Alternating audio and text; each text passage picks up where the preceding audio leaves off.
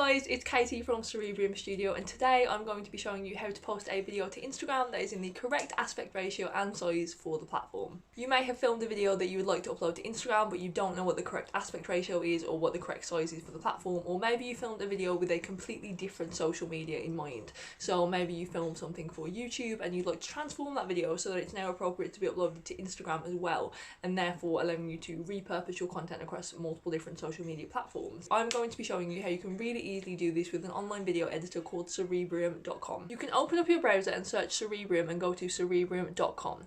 Then you log into your account. You can get a 2-week free trial with Cerebrium, so don't worry about this at all, as you can test out the software first.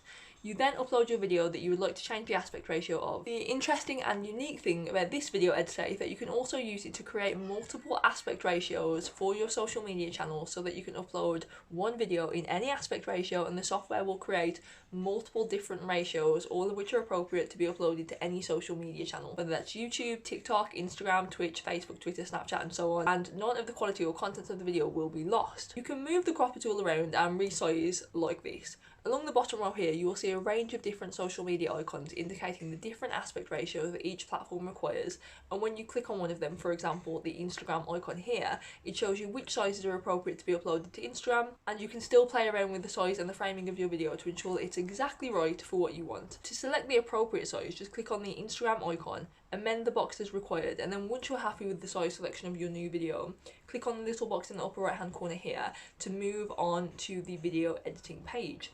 This is where you can make additional edits to your video if you so wish. Once you've made any edits that you would like, click on the preview button on the upper right hand corner and you're then taken to this page where you can download as many versions of the video as you need, and this will be emailed directly to the email associated with your Cerebrium account. Now you have your video ready to post on Instagram and without any watermark whatsoever.